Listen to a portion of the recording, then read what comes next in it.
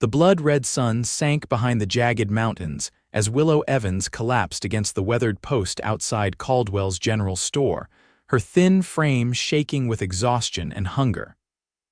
Dust coated her cracked lips and tangled hair, once vibrant copper now dulled by weeks of travel and hardship. It was 1878, and the 17-year-old Orphan had walked over 30 miles in 3 days, following rumors of work in the frontier town of Redemption Creek, Wyoming territory. The journey west had stripped Willow of everything but her mother's silver locket and the tattered dress hanging from her bony shoulders. 5 months ago, influenza had claimed her parents' lives back in Missouri, leaving her with nothing but debts and a childhood home seized by the bank. With no relatives to turn to, Willow had joined a wagon train heading west, working as a helper for a family until bandits attacked 3 days prior, scattering the survivors across the unforgiving landscape. Redemption Creek's main street stretched before her, a collection of wooden structures, saloons, and hitching posts. The smell of horses, whiskey, and wood smoke hung in the evening air. A few townsfolk hurried past, casting suspicious glances at the bedraggled girl slumped beside the general store's entrance. Her stomach twisted with hunger, a persistent companion since her last meager meal the previous morning. "Move along now," barked Mr. Caldwell, emerging from his store to lock up for the night, his gray mustache twitched with annoyance. "We don't need no vagrants scaring off paying customers." "Please, sir," Willow rasped, her voice barely audible. "I'm looking for work, any work at all." The storekeeper shook his head. "Ain't hiring. Try the saloon if you're that desperate." He gestured vaguely toward the rising sun at the end of the street, where raucous laughter and piano music spilled into the evening air. Willow's heart sank. She had heard stories about girls who worked in such establishments. With the last of her strength, she pulled herself to her feet. "Just for bread," she whispered. "I haven't eaten in days." "Not my concern," Caldwell replied, turning the key in his lock with finality. As darkness fell completely, Willow stumbled toward the center of town, hoping to find shelter for the night. The cold mountain air bit through her thin clothing, and her vision blurred with unshed tears. When she reached the town's small square, she sank onto a bench, too exhausted and hungry to continue. Minutes or hours later, she couldn't tell, the sound of approaching hoofbeats stirred her from her daze. A tall figure on horseback emerged from the shadows, stopping before her. The rider dismounted in one fluid motion, boots hitting the dirt with a solid thud. "Miss, you all right there?" The deep voice carried concern rather than threat. Willow looked up to see a man silhouetted against the starlit sky. He stepped closer, and lamplight from a nearby building illuminated his features' strong jaw partially hidden beneath a neatly trimmed beard, piercing blue eyes, and a weathered Stetson pulled low over his forehead. "I'm fine, sir," she managed, trying to straighten her posture despite her weakness. The stranger's gaze took in her condition with a single sweep. "You look like you could use a meal." He reached into his saddlebag and pulled out a cloth-wrapped package. "It's just jerky and hardtack, but it's something." The smell of food, even simple trail provisions, made Willow's stomach clench painfully. Her pride warred with desperation for only a moment before she reached out with trembling fingers. "Just for bread," she whispered, echoing her earlier plea. "I'll work for it, I promise." The man crouched down to her level, placing the package in her hands. "No need for that now. Eat first, then we'll talk." While Willow carefully consumed small bites of the jerky, savoring each morsel as if it were a feast, the stranger introduced himself. "Wade Calloway," he said, removing his hat to reveal thick chestnut hair. "I ranch about 5 miles outside of town." "Willow Evans," she replied between careful bites. "I was heading west with the Morrison wagon train, but we were attacked 3 days ago. I've been walking since." Wade's expression darkened. "The Morrison train, we heard about that attack. Outlaws have been plaguing this territory for months." He paused, studying her face. "You've got nowhere to go then," Willow shook her head, swallowing the last of the hardtack. I was hoping to find work in town, but—" Her voice trailed off. Wade glanced around the darkening square, then back at the young woman. Something in her emerald eyes, a mixture of determination and vulnerability, stirred a protective instinct he hadn't felt in years. "My sister-in-law Martha helps run the ranch," he said after a moment's consideration. "She's been complaining about needing help with the cooking and housekeeping. It's honest work if you're willing." Hope flickered in Willow's chest. "I can cook, clean, sew whatever's needed." "I'm stronger than I look once I've had a proper meal," Wade nodded, seemingly satisfied. "It's settled then. You can stay at the ranch at least until you decide what's next." He stood and offered his hand. "Think you can manage a horse ride? My place is a ways out." Willow accepted his hand, surprised by the gentleness in his calloused grip as he helped her to her feet. "Yes, thank you, Mr. Calloway. Wade," he corrected, leading her to his chestnut gelding. "We don't stand on formalities at Firebrand Ranch." The name brought a small smile to Willow's lips. "Firebrand?" Wade's face softened with the hint of a smile. "Named for the first horse I broke myself, wildest Mustang you ever saw with a spirit that wouldn't quit." He helped Willow onto the saddle before mounting behind her. "Hold tight now." As they rode through the moonlit landscape, Willow found herself leaning back against Wade's solid chest, her exhaustion finally claiming her. Before sleep overtook her completely, she felt the security of his arm steadying her and wondered if perhaps her luck had finally changed. Dawn was breaking when Willow awoke to the sounds of a working ranch. For a disorienting moment, she couldn't remember where she was. The soft quilt covering her and the clean white nightgown someone had dressed her in felt like luxuries after weeks of hardship. The events of the previous night came rushing back, the kind cowboy, the offer of work, falling asleep against him during the ride. Heat rushed to her cheeks at the memory. She had no recollection of arriving at the ranch or being put to bed. A knock at the door interrupted her thoughts. A plump, middle-aged woman with kind eyes and gray-streaked brown hair peeked in. "Oh good, you're awake. I'm Martha Calloway, James's wife, Wade's brother." She entered carrying a tray with steaming porridge, bread, and coffee. "Thought you might be hungry." "Thank you, Mrs. Calloway," Willow said, sitting up eagerly. "I don't remember much after the ride." Martha chuckled, setting the tray across Willow's lap. "Wade carried you in like you weighed no more than a sack of flour. Poor thing, you were out cold. I got you changed and settled in. Hope you don't mind." Willow shook her head, already spooning porridge into her mouth. "Not at all. I'm grateful for your kindness. Eat up now," Martha instructed. "There's plenty more where that came from. Once you're finished, I've laid out some clothes that might fit you. They belonged to my daughter before she married and moved to Denver." After breakfast and changing into a simple blue dress that fit her reasonably well, Willow made her way downstairs. The Calloway home was larger than she expected, a two-story wooden structure with comfortable, if modest, furnishings. Through the windows, she could see a barn, corral, and several outbuildings sprawling across the property. In the kitchen, Martha was kneading bread dough with practiced efficiency. "There you are," she said cheerfully. "Feeling better?" "Much," Willow replied, rolling up her sleeves. "Please let me help. I want to earn my keep."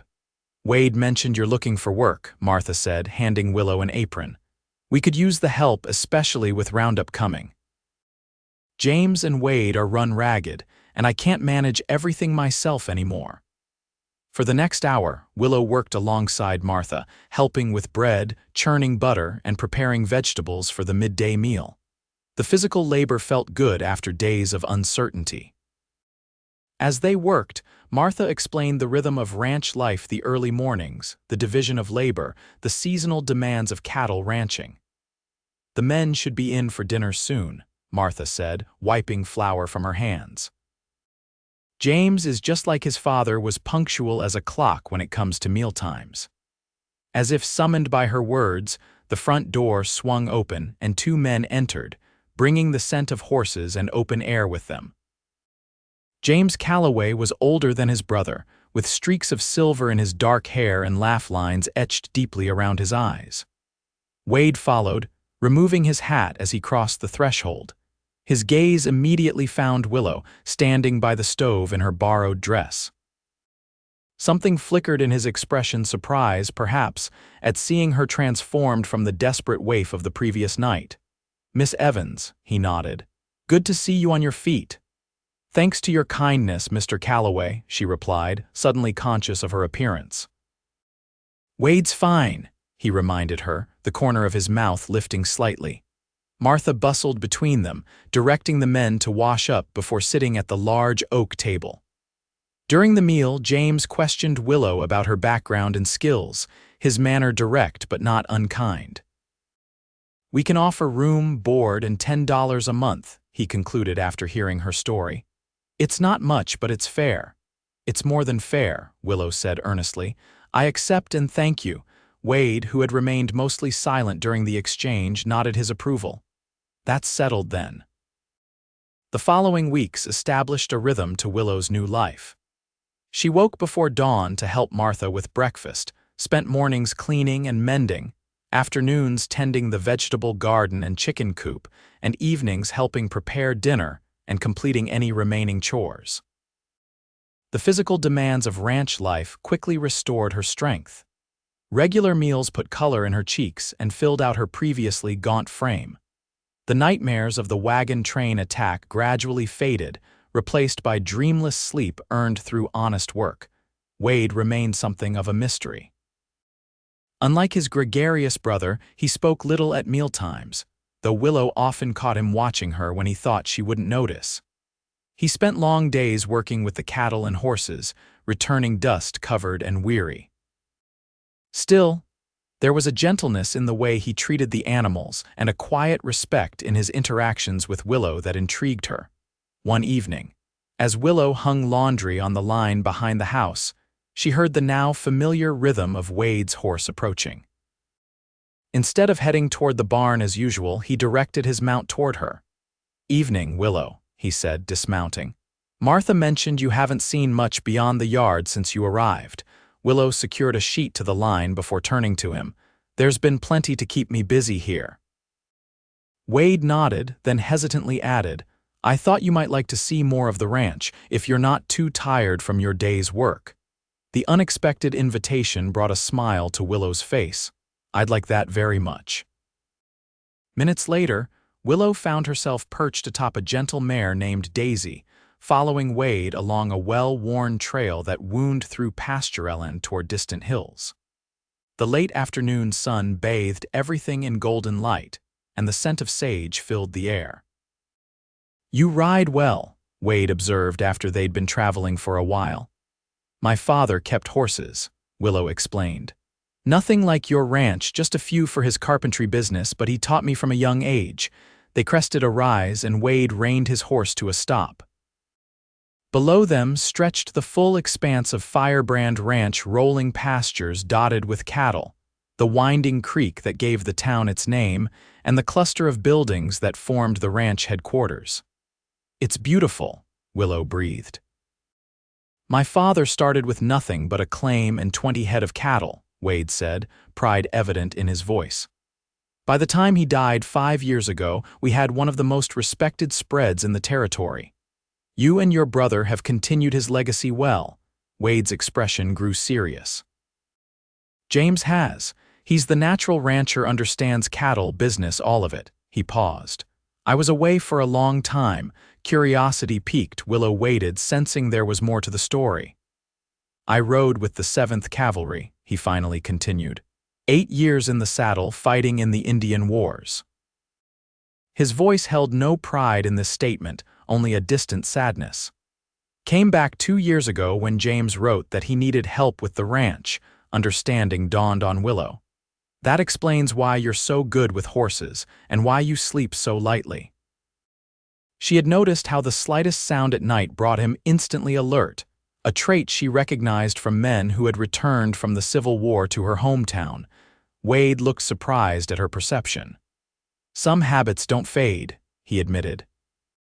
"The War Department called it bringing order to the frontier. Didn't feel much like order to me." They sat in companionable silence for a moment, watching the lengthening shadows across the landscape. "We should head back," Wade finally said. "Martha will have dinner waiting." As they rode home side by side, Willow felt a new connection forming between them, a mutual understanding born of shared confidences and growing trust. Spring gave way to summer, and with it came the busiest season on the ranch. The cattle drive to the railhead in Cheyenne meant Wade and James were gone for nearly 2 weeks, leaving Willow and Martha to manage the homestead. When the men returned, successful but exhausted, Willow felt a surprising flutter in her chest at the sight of Wade riding through the gate. These unexpected feelings continued to grow through summer's heat. Wade began inviting Willow to ride with him more frequently, showing her hidden corners of the ranch, a pristine swimming hole, an ancient cottonwood where generations of Calloways had carved their initials, the high meadow where wildflowers grew in riotous profusion. During these rides, their conversations deepened. Wade spoke of his complicated feelings about his military service, his love for the ranch, his dreams of breeding horses rather than cattle. Willow shared memories of her parents, her fear when illness swept through their town, and her determination to build a new life in the West. One sweltering August afternoon, as they rested their horses beneath the shade of an old oak tree, Wade suddenly asked, "Do you ever think about moving on from here, finding work in town or continuing west?" The question caught Willow off guard. "I haven't thought much about leaving," she admitted. "Do you want me to go?" "No," Wade replied quickly, his blue eyes intense. "That's not what I meant at all." He paused, seeming to struggle with his next words. "I just wonder if this life is enough for you." Ranch work is hard, especially for women. Willow considered his words carefully. "My mother always said happiness isn't found in easy living but in purpose and connection." She met his gaze steadily. "I've found both here." Something shifted in Wade's expression, relief perhaps, or something deeper. Before he could respond, distant thunder rolled across the prairie. "Storm's coming," he said, glancing at the darkening horizon. "We should head back." They didn't outride the storm. Halfway to the ranch, the skies opened, drenching them within seconds. Lightning cracked overhead, causing the horses to skitter nervously. "There's a line shack just over that rise," Wade shouted over the downpour, pointing ahead. "We can wait it out there." The small cabin was sparse but dry, a single room with a stone fireplace, rough wooden table, and narrow cot. Wade quickly got a fire going while Willow wrung water from her hair and skirts. "Here," Wade said, handing her a worn flannel shirt from a hook by the door. "It's clean enough." "You'll catch your death in those wet clothes." Willow hesitated only briefly before accepting. "Turn around," she instructed, and Wade obliged, busying himself with adding wood to the growing fire. She changed quickly, the oversized shirt reaching nearly to her knees. The intimate act of wearing his clothing sent a strange warmth through her that had nothing to do with the fire now crackling in the hearth. "You can turn back now," she said softly, gathering her wet dress and hanging it near the fire to dry. When Wade faced her, his expression made her breath catch. Something raw and unguarded showed in his features as he took in the sight of her in his shirt, her copper hair tumbling loose around her shoulders. "Willow," he said, her name almost a whisper on his lips. The space between them seemed charged with electricity more powerful than the storm outside. Willow found herself stepping toward him, drawn by a force she couldn't name. Wade reached out, his calloused fingers gently tucking a damp strand of hair behind her ear. The simple touch sent shivers across her skin. "I never expected you," he said, his voice rough with emotion. "When I found you that night in town, I just wanted to help someone in need. I didn't know you'd become so important." Willow's heart thundered in her chest. "Important how?" Instead of answering with words, Wade slowly leaned down, giving her every opportunity to pull away. When she didn't, his lips met hers in a kiss so tender it brought tears to her eyes. His arms encircled her waist, drawing her closer as the kiss deepened, expressing everything they hadn't yet said aloud. When they finally parted, Willow remained in the circle of his arms, her head resting against his chest where she could hear the strong, steady beat of his heart. "I've never felt this way before," she confessed. "It scares me sometimes how much I've come to care for you." Wade tipped her chin up, his blue eyes serious. "You don't need to be scared with me, Willow. I'll never hurt you." They stayed in the lined shack until the storm passed, talking by firelight about their growing feelings and what they might mean for their future. By the time they rode back to the ranch, something fundamental had changed between them, a boundary crossed, a new beginning taking shape. Martha noticed the difference immediately, her knowing eyes taking in their rain-dampened clothes and the way they couldn't stop stealing glances at each other. She said nothing, but her smile spoke volumes as she hurried to prepare hot coffee and dry clothes. In the weeks that followed, Willow and Wade's courtship blossomed in earnest. They were discreet, but not secretive, holding hands during evening walks, sharing quiet conversations on the porch after dinner, exchanging meaningful glances across the dinner table.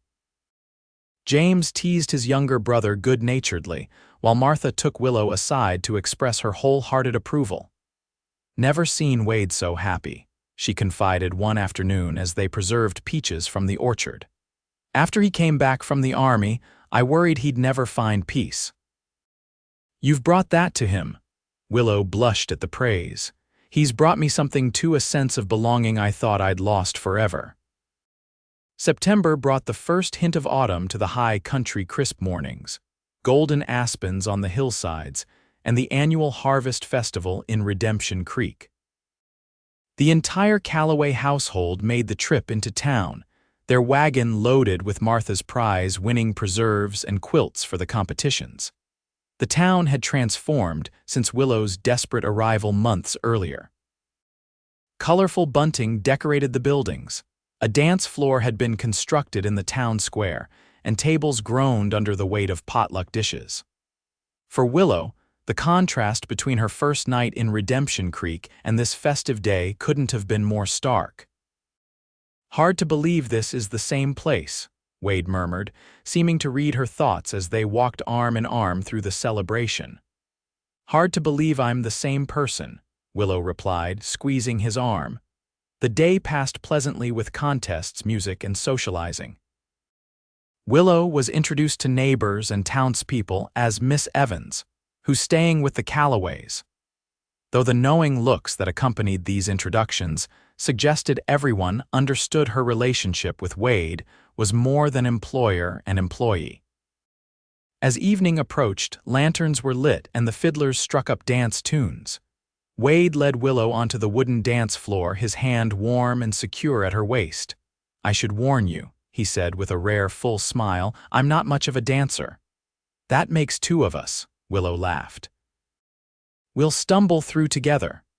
Despite their modest claims, they moved well together, finding a natural rhythm as they circled the floor.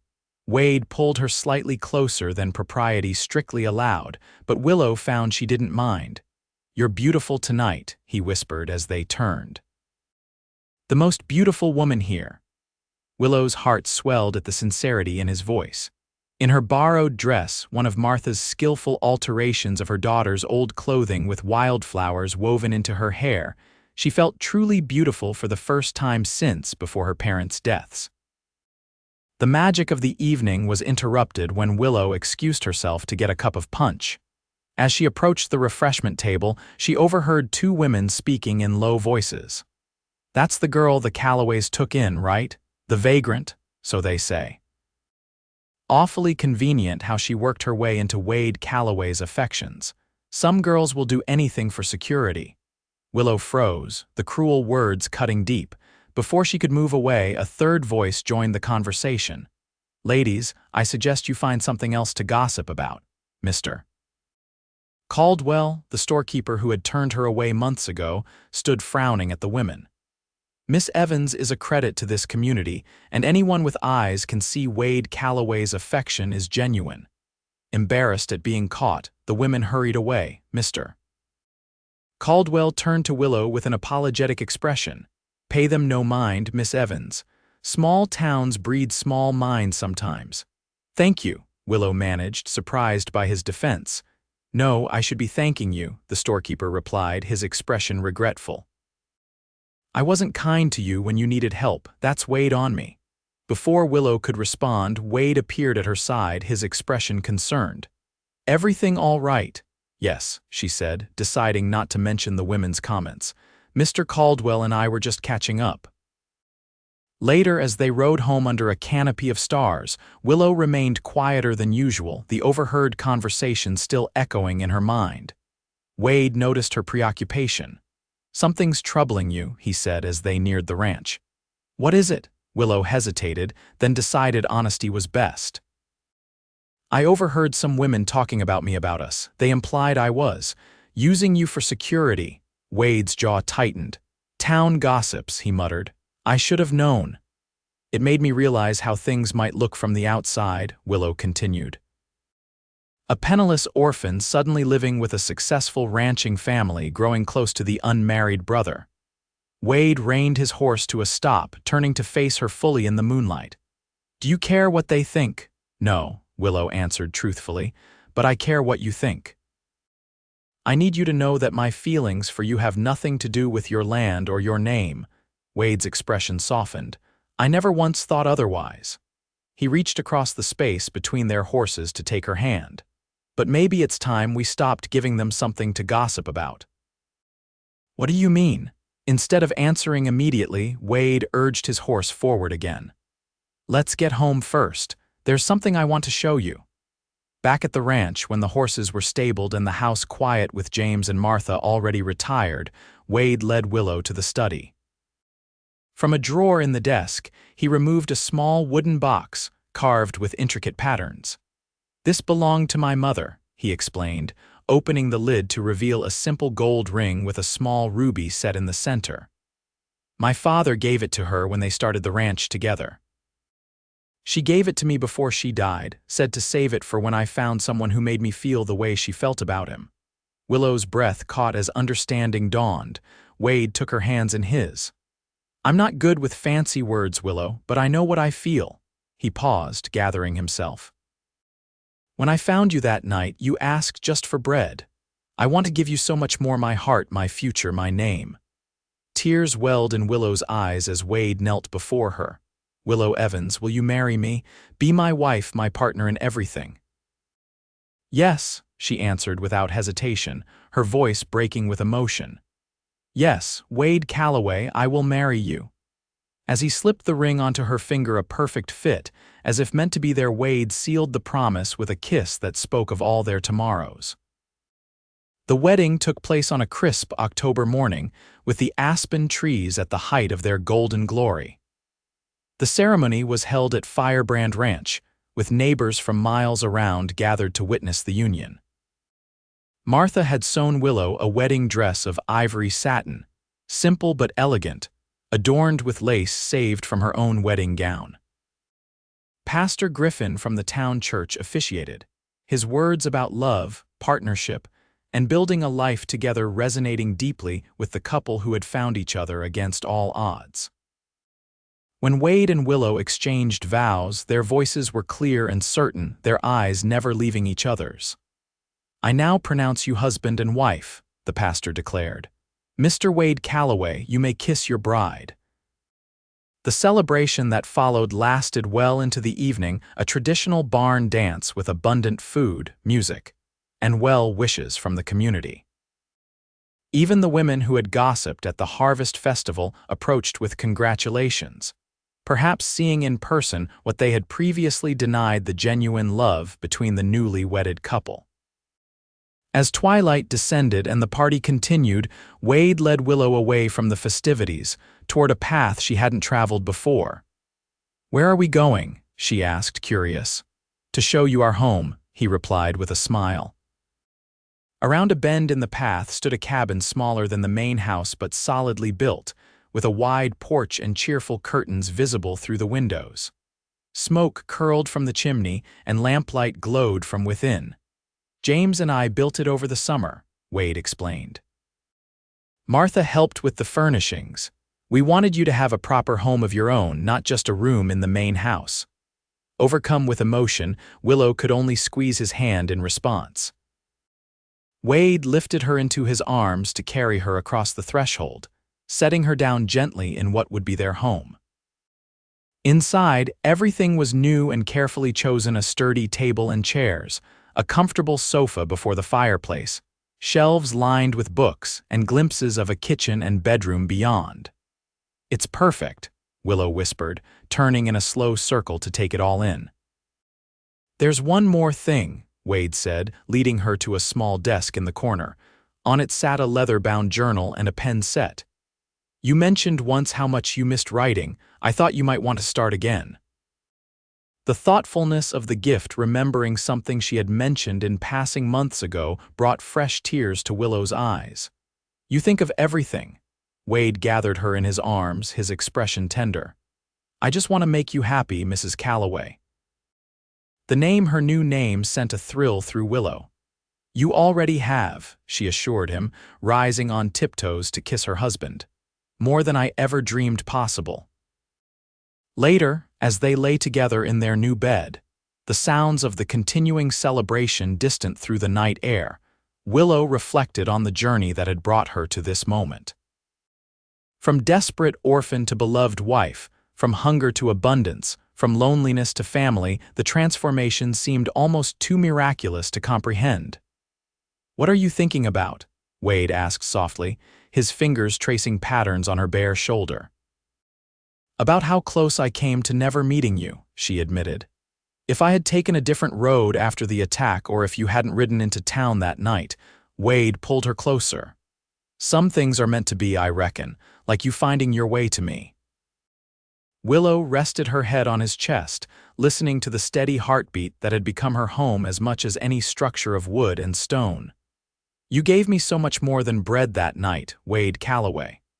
And you gave me a reason to truly come home," he replied, kissing her forehead. "After years of wandering, you helped me find where I belong." Outside their window, the stars wheeled overhead, witnesses to countless stories of hardship and hope across the frontier. But in their small cabin on Firebrand Ranch, Willow and Wade had written their own story, one of an orphan who begged just for bread, and found a love that would sustain her for a lifetime.